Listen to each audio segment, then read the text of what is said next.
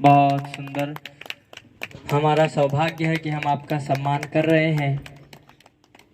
आप आए यहाँ पर, आपका बहुत बहुत धन्यवाद। आगे के क्रम से करते जाएं। हमारे भी समय का भी ध्यान रखना है, इसलिए वक्ता की ओर आप मुंह करके और कान से सुने।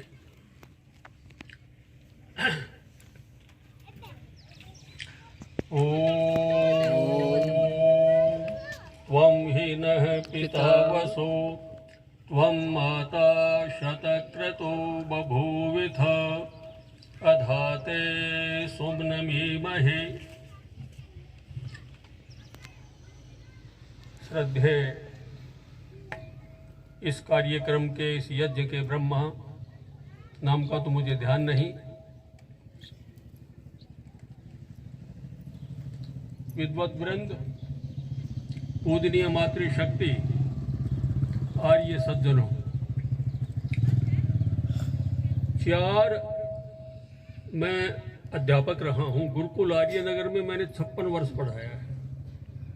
मैं अध्यापक हूँ और एक अध्यापक के रूप में ही कुछ कह रहा हूँ, इसलिए आप ध्यान से सुनेंगे और सुनकर के जो कुछ मैं आपको बता रहा हूँ वो वेदानुकूल होगा और उसके अनुसार ही अपने जीवन को ढालेंगे।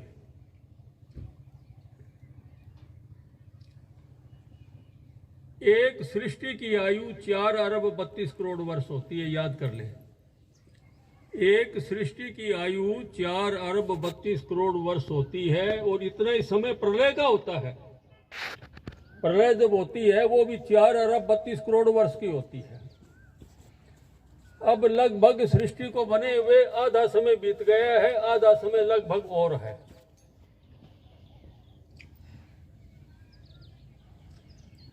एक बात का विशेष रूप से ध्यान रखें कि जब हम कोई वस्तु खरीदते हैं तो उसके साथ एक पुस्तिका मिलती है। उस पुस्तिका में उस मशीन के बारे में लिखा हुआ होता है कि इसके कल पुर्जे इस प्रकार काम करेंगे, ये न्यूनता आ जाए तो ऐसा कीजिए। तो परमपिता परमात्मा ने सबसे पहले गो आदि पशुओं को उत्पन्न किया। मनुष्य की उत्पत्ति पहले नहीं हुई। गौ आदि पशु जो हैं ये पहले उत्पन्न हुए हैं, भेड़ बकरियां भी पहले उत्पन्न हुई हैं। इस मानव की बारी सबसे अंत में आई है और जब मानव की उत्पत्ति हुई तो परमात्मा ने विचार किया कि ये तो बुद्धि का ठेकेदार है, पता नहीं क्या कुछ गलत करेगा, क्या ठीक करेगा। इसलिए इसके साथ फिर वेद का ज्ञान दिया 4 ऋषियों के माध्यम से।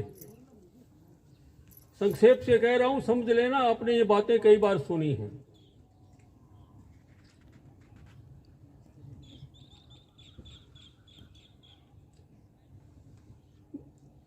आर्य लोग सृष्टि के आरंभ में परमात्मा ने वेद का ज्ञान तो दिया, इतने में गाय जो है दूध टपकाती हुई आ गई। तो वो ऋषि हमारे क्या कहने लगे, संसंचामी गवाम क्षीरम सम्माज्येन बलम रसम संसिक्ता समाकम वीरा ध्रुवा गाओ मई गोपतव। हे आर्यो, यदि सुख से जीना चाहते हो तो ये गाय आ गई है, इस गाय का पालन करना, इसका दूध घृत आदि का सेवन करना, इससे आपका स्वास्थ्य अच्छा बनेगा। ये सृष्टि के आदि में परमपिता परमात्मा का उपदेश था हमारे लिए। समय बीतता गया, आर्य लोगों की वृद्धि होती रही, बढ़ते गए आर्य लोग।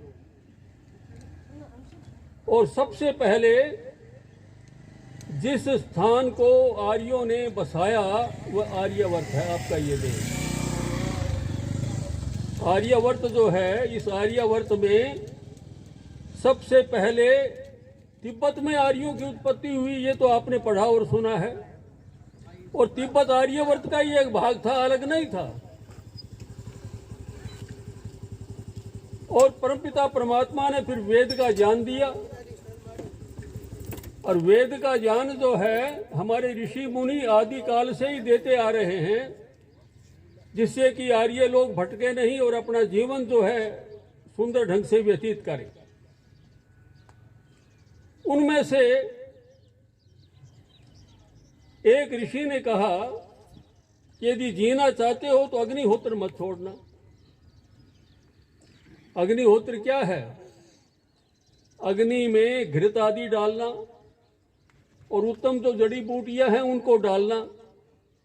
अग्नि क्या करेगी? उनको सूक्ष्म बना देगी।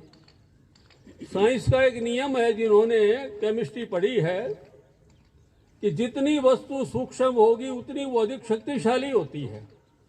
जितनी वस्तु सूक्ष्म होगी उतनी वो अधिक शक्तिशाली होती है।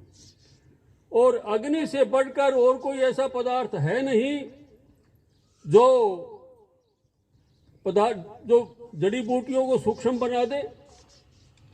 तो इसलिए अग्निहोत्र अनिवार्य बताया। अग्निहोत्र न करे तो फिर क्या हो? फिर वेद कहता है फिर पाप लगेगा, फिर पापी बनोगे। जब आप प्रदूषण करते हो, वायु प्रदूषित करते हो, अच्छा खाते हो और गंदा बनाकर निकालते हो, तो इसके बदले में आपको अग्निहोत्र करना चाहिए। और अग्निहोत्र अनिवार्य है। इसलिए जो आर्य है वो अग्निहोत्र अवश्य में वो करे। भाई कुल 15 मिनट लगते हैं। हवन सामग्री और घृत आदि सब अलग रखो। और पहले तो चूल्हा जलता था घरों में, तो चूल्हे में भी आहुतियां दी जाती थी, और नहीं तो, लेकिन मैं कह रहा हूं हर एक के बस की बात नहीं है। अग्निहोत्र जब सामान सारा तैयार है तो कुल 15 मिनट लगेंगे। और आहुति दीजिए, ओम अग्ने स्वाहा, ओम सोमाय स्वाहा, ओम अग्नि ज्योति ज्योति, ओम सूर्यो ज्योति ज्योति। इस प्रकार से आहुति दीजिए। उस हवन में आपके बेटे बेटियां भी बैठेंगे, उन पर अच्छा प्रभाव पड़ेगा। वे आर्य बनेंगे, वे श्रेष्ठ बनेंगे, वे अच्छे बनेंगे। और फिर पुण्य भी होगा। क्यों होगा पुण्य? क्योंकि हमने वायु को प्रदूषित किया, तो इसके लिए हमें चाहिए कि हम वायु को सुगंधित बनाएं, वायु को शक्तिशाली बनाएं, वायु को रोग रहित बनाएं। वायु रोग रहित बने, इसके लिए हवन से श्रेष्ठ कोई कार्य नहीं है। अब रही बात ऐसी कि जी इतना समय नहीं है, भाई और कितने काम है, उसमें बड़ा भारी समय है हमारे पास। 24 घंटे में 15 मिनट हमें अग्निहोत्र को देना चाहिए। इसके लिए हवन सामग्री अलग रखो, घृत अलग रखो। और भाई एक हवन कुंड जो है वो बने बनाए भी मिलते हैं, नहीं तो किसी भी प्रकार से एक हवन कुंड जैसी कोई चीज बना लो, और उसमें और कुछ नहीं आता है तो गायत्री मंत्र से आहुतियां दो। देने वाले भी यहीं बैठे हैं। चलो कोई बात नहीं, ऐसा है। यदि हम ऐसा करेंगे तो हम आर्य हैं, नहीं तो भाई हम में एक अनार्यों का भी ये लक्षण आ जाएगा कि होम नहीं करेंगे। तो आप कहोगे क्यों जी आप करते हो होम? तो मैं भाई गर्व के साथ कहता हूं कि हमारे घर में नित्य प्रति होम होता है। मेरी पत्नी करती है, बेटी करती है, जो खाली हो वही करते हैं।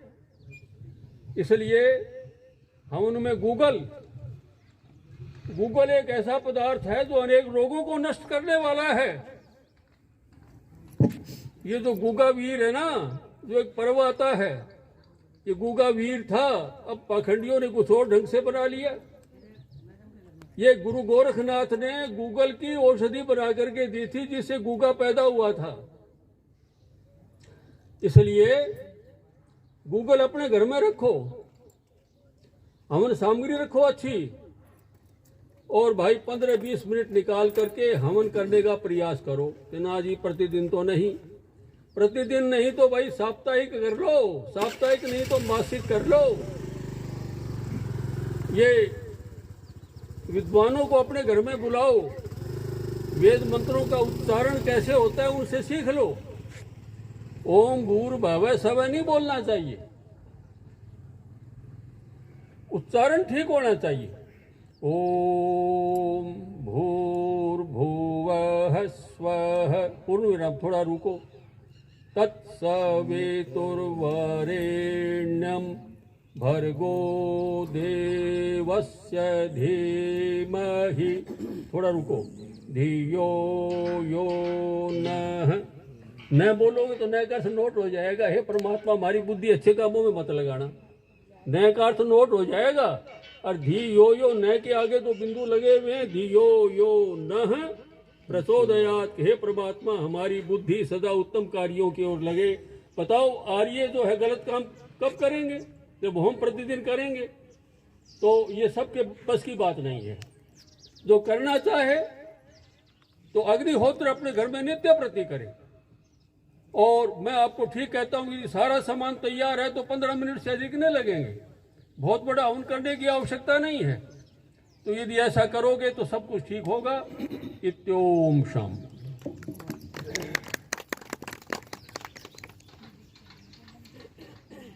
ओम ओम।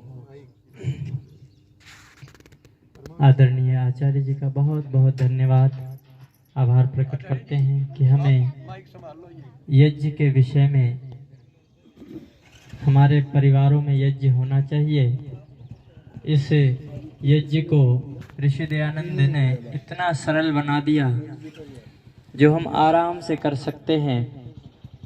उसके लिए प्रेरणा दी। आचार्य जी का बहुत बहुत धन्यवाद। आदरणीय आचार्य जी।